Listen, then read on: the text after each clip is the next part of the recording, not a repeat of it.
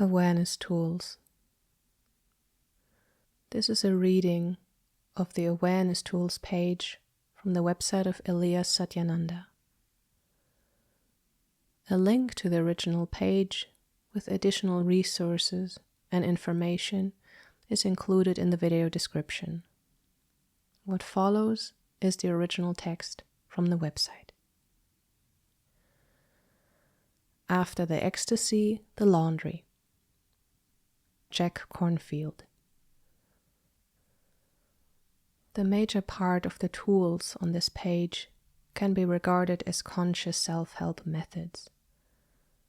They can be handy for going through intense and challenging experiences and states, as well as purification and integration processes, which can possibly occur both during and after awakening, in the most smooth and non-resisting way possible. When there is a deeper sense of presence, awareness, or more inner peace, residual energetic emotional charges may surface to be released at the cell level and to leave your body system lighter and more liberated. However, such processes usually do not last for long, fully in line with the core message of an ancient Sufi story that says, "This too shall pass." With regard to the levels of consciousness 600 to 699, in which the no-self and non-doing may be clearly realized and experienced, and therefore one may happily respond to the crisis, problems, and help requests from others by saying, "There is nothing you can do," or "There is no one there to do anything." Maharshi writes in his book 1000, "When you have come full circle in this journey, it again makes sense to talk as a human being to human beings and tell them what they can do to help themselves." Furthermore, in Ramaji's book, Who Am I Meditation, he quotes an email exchange in which he was responding to a person who had recently gone to LOC 1000.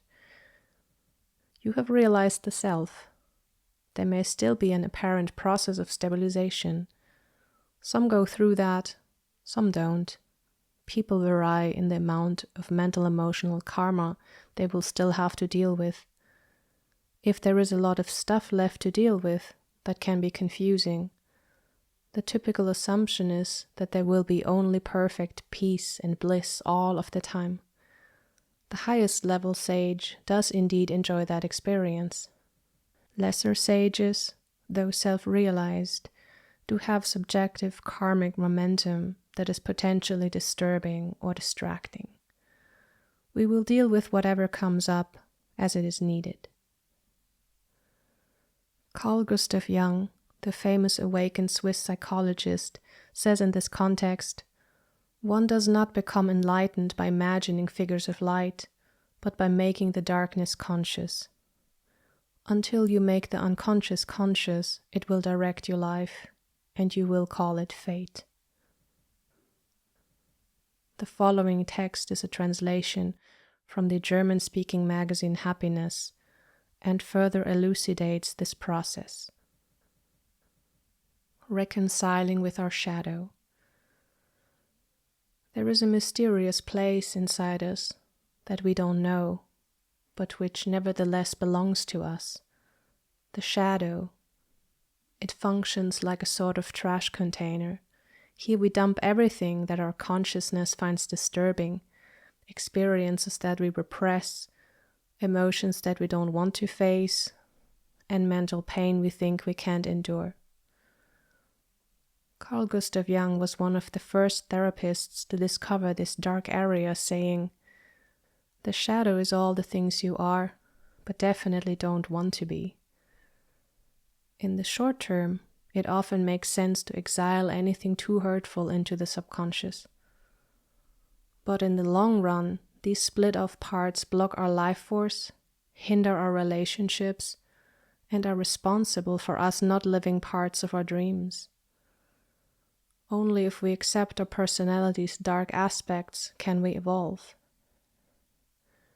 When we say to our unloved traits, "Yes, this is me too," we gain the freedom to live the life we want. We discover our strength in life, because the energy that was previously needed to repress and hide is now available to us. The exciting question remains of how this shadow comes into being in the first place. As a child, we do not initially judge which part of ourselves is good or bad. Later we learn that some behaviors meet with approval and some with disapproval. In order to be accepted and loved, we now try to discard our bad traits, or at least hide them, and at some point, we forget that we ever did that. From then on, we are always good. Jung says about this, "I would rather be whole than good."